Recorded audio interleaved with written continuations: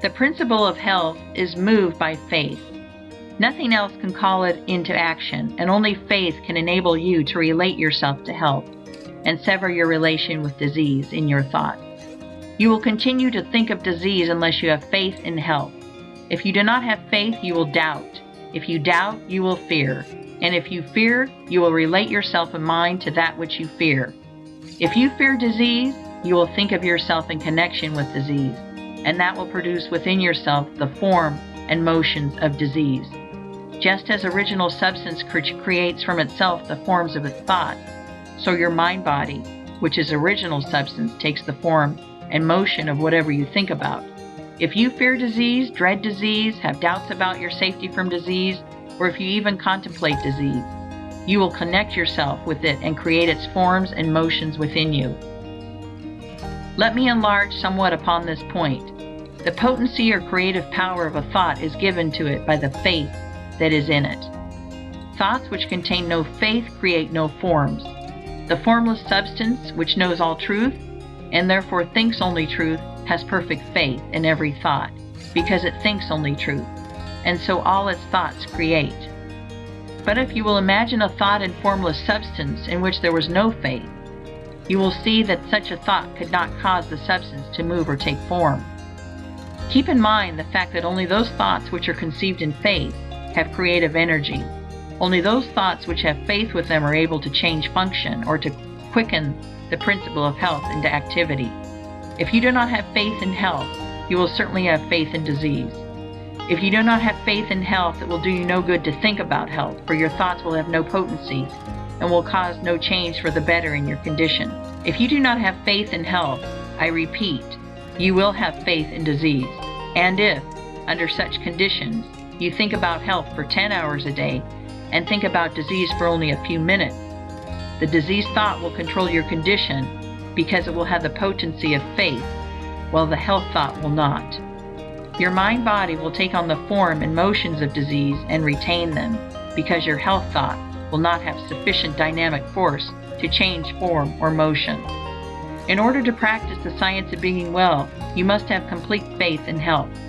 Faith begins in belief, and we now come to the question, what must you believe in order to have faith in health? You must believe that there is more health power than disease power in both yourself and your environment. And you cannot help believing this if you consider the facts. These are the facts. There is a thinking substance from which all things are made, and which, in its original state, permeates, penetrates, and fills the interspaces of the universe. The thought of a form in this substance produces the form. The thought of a motion institutes the motion. In relation to man, the thoughts of original substance are always of perfect health and perfect functioning. This substance, within and without man, always exerts its power toward health. Man is a thinking center, capable of original thought.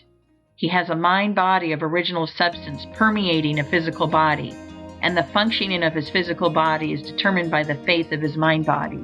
If man thinks with faith of the functioning of health, he will cause his internal functions to be performed in a healthy manner, provided that he performs the external functions in a corresponding manner.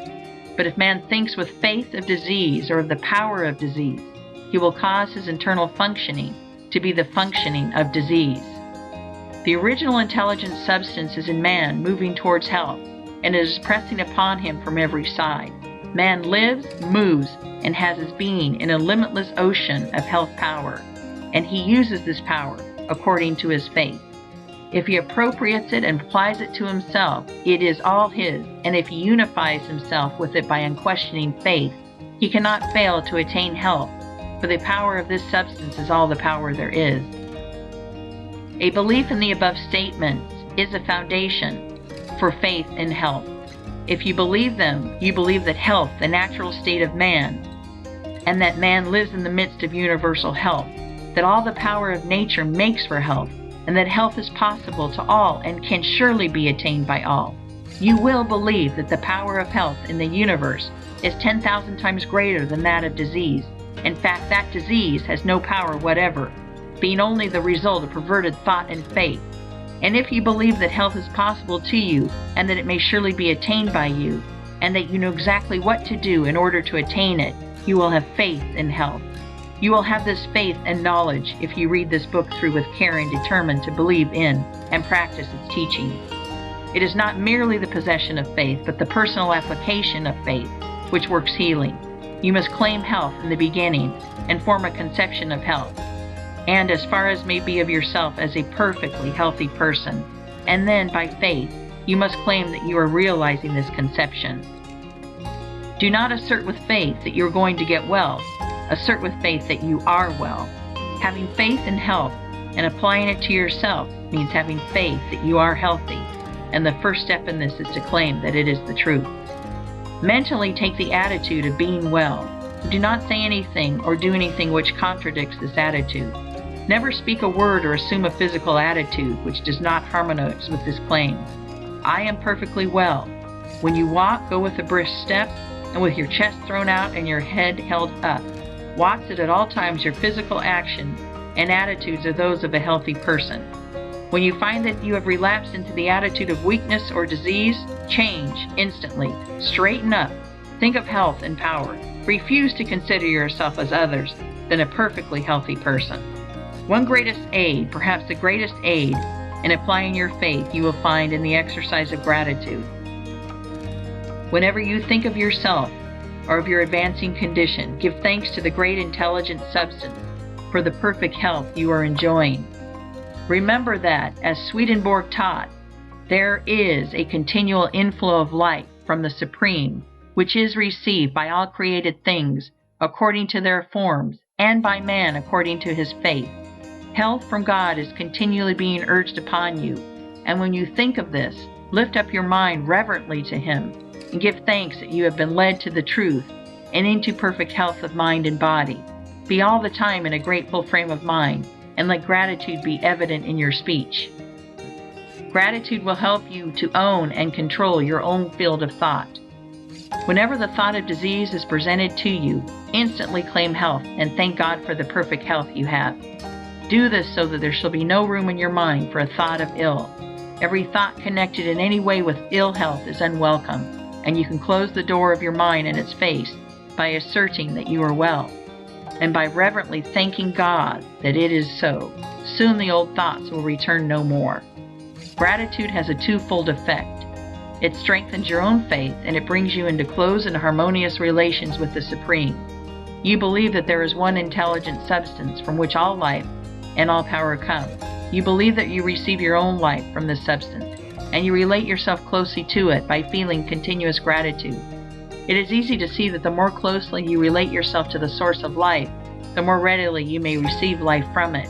And it is easy also to see that your relation to it is a matter of mental attitude. We cannot come into physical relationship with God, for God is mind stuff, and we also are mind stuff. Our relation with Him must therefore be a mind relation. It is plain then that the man who feels deep and heartily gratitude will live in closer touch with God than the man who never looks up to Him in thankfulness.